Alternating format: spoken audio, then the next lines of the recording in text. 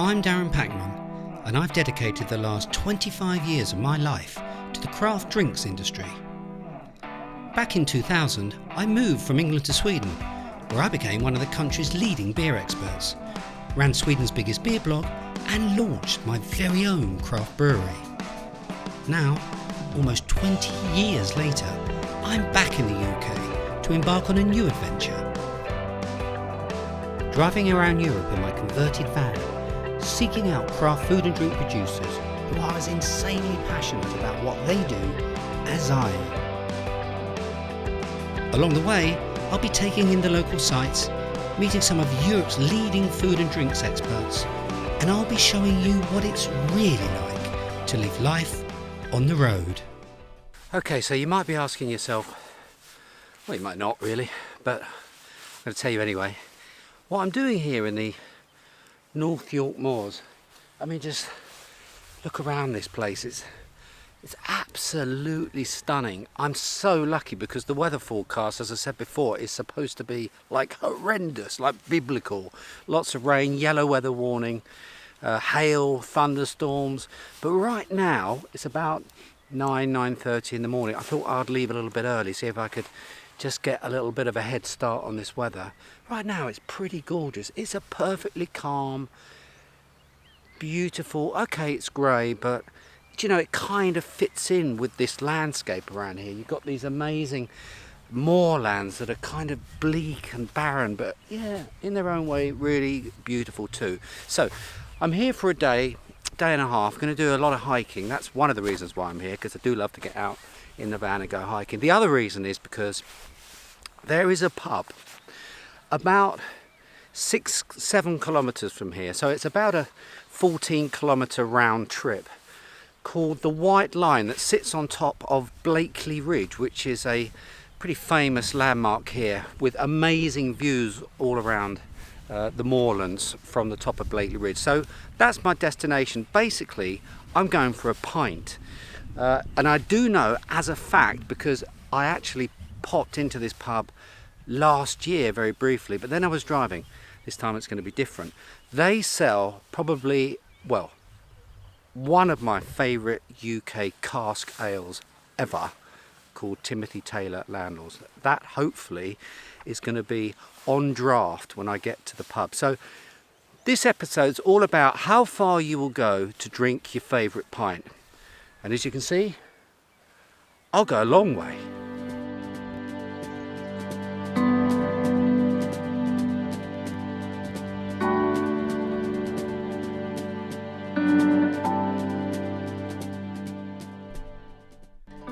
On this trip, I stayed at Benn Farm. It was a tranquil site with simple but clean facilities, located in a valley with panoramic views of Thorgill Head in the distance.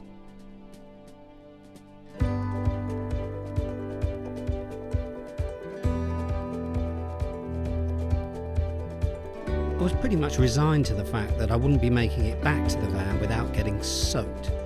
So I packed a spare set of dry clothes in my rucksack. It's always pretty sensible to do this, as the weather on the moors can change in a heartbeat, even on a supposedly clear day, let alone today with storms forecast. Okay, well, I've got a report, as I think you might even be able to hear, or at least see on my bouffant hair, that the wind has really started to pick up. There's a change in the weather coming. It's just, you can taste it in the air. The sheep are looking, well, pretty disinterested really, just like sheep normally are. But yeah, they've definitely dropped a couple of degrees. I'm heading along this, I don't know if you can see here, this sort of old Rosedale railway track that actually, this area here was an iron mine field of minefields, so there were mines dotted all over the place here, and they were all interconnected with this Rosedale train track. So I'm following that along. Makes it quite easy walking, at least for the next few kilometers until I get to the pub, and hopefully still dry for that pint of Timmy Taylor's. After a windy, windy 6-kilometre hike, the Line Inn pub, which is the 4th highest pub in England, was a very welcome sight indeed. Somewhat fittingly, most of the white cars in Yorkshire had apparently decided to join me for lunch. And who could blame them, as this mid-16th century pub oozes charm, and its roaring fire provided some much-needed warmth from the storms building up outside. So what makes Timothy Taylor's Landlord so special to me? Is it the straight-out-of-the-oven malty flavours, the light floral bite of English Styrian and Golding Holy hops, or the water drawn from the brewery in Keighley in West Yorkshire? Well, it's all those things, and when you add them all up and throw in a charming puff for good measure, it makes for a perfect pint. Or maybe two. Hungry from the hike, I decided to order some delicious local game sausages.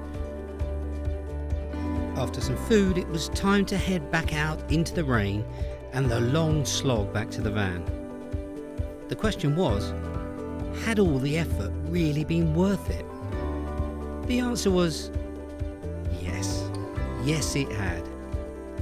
Even though I got drenched to the bone. So we've come to the end of a pretty long day, really. I don't know if you can hear, it's picking up the iPhone, that it is raining outside. I mean, as in, you can't go out rain. There's lightning, there's thunder. So I'm stuck in here in the van. But you know what? It's not all that bad. I've just cooked myself a kind of pimped up chicken soup. Just a tin of Campbell's with a chicken breast that I'd actually made before I left, and just covered it in garlic salt and sort of hacked it all up and threw it into the chicken soup. It's not the best gourmet meal in the world, but you know what? It tastes amazing. I think that's the thing, that living in a van or spending any time in a van teaches you. You kind of rediscover the simple things. Can of soup. I mean, you take it for granted, obviously, when you're in your flat or in your house, but when you come out and you live in a van, it's actually quite a thing to put together a meal, and I think you appreciate it more for that. So this is the best chicken soup I've had. Well, right now it feels like forever. So I'm not really sure what the plan is for tonight. Not a lot, because I can't go out. So I think I'm probably going to... Oh, and the other thing, there is zero Wi-Fi signal here, or internet, or phone signal. There's nothing. There's not 1G, 4G, 8G. There's 0G here. I'm not sure whether it's the weather that's playing into it, but basically I am offline, totally offline. Nothing works. My phone doesn't work. Obviously my little MiFi doesn't work. Big clap of thunder just then, I don't know if you heard it. MiFi doesn't work. I am offline for the first time in a very long time. I can't connect to anything. And you know what? It surprises me how much that affected me when I first pulled up here in Benn Farm. I don't want to hear any sniggering. And I couldn't connect to anything. I kind of panicked. Sat-nav didn't work, nothing worked. And it's taken me, I'd say, a good few hours to kind of get used to the fact that I can't connect to the internet. I can't download, I can't scroll through Facebook, I can't see my socials, I can't get my email. And it's kind of given me time to reflect on how much that's a big part of my life. How much being connected matters to me, and it really, really does. But I think it's quite healthy if just for a few hours I actually get an enforced intervention from social media and from, to be honest, the outside world. I'm sitting in a van in the pouring rain with almost zero visibility in a thunderstorm with some chicken soup, cut off from the rest of the universe. And I don't mind that. I think that's okay. I think the world will survive without me until tomorrow. Don't you? So because I can't go online, I'm going to have to do something else, something I haven't done actually for a pretty long time. Hang on a sec.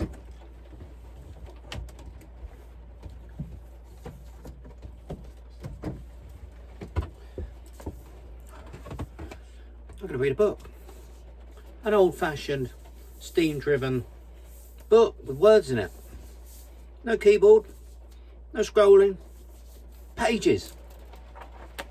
And what a book it is. What do you think?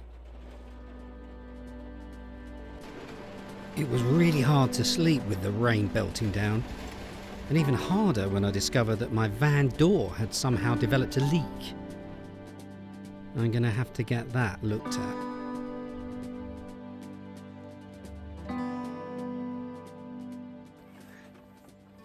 Okay guys, I'm calling it. It's 4:30 in the morning.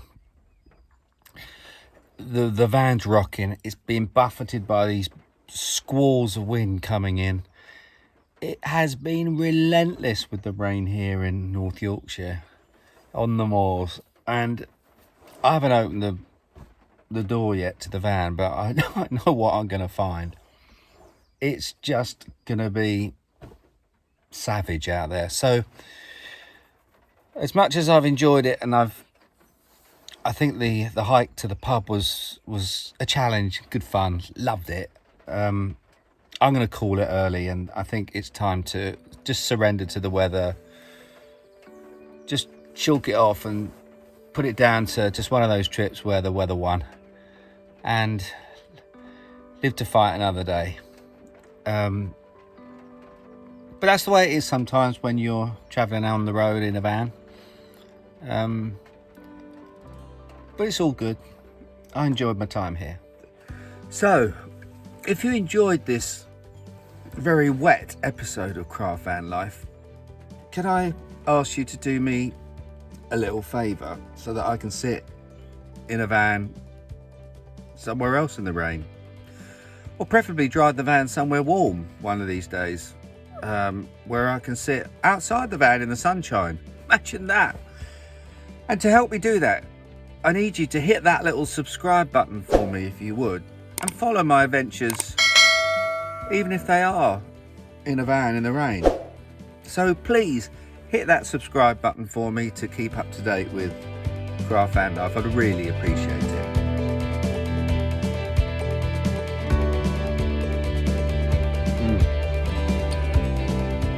This is really good chicken soup.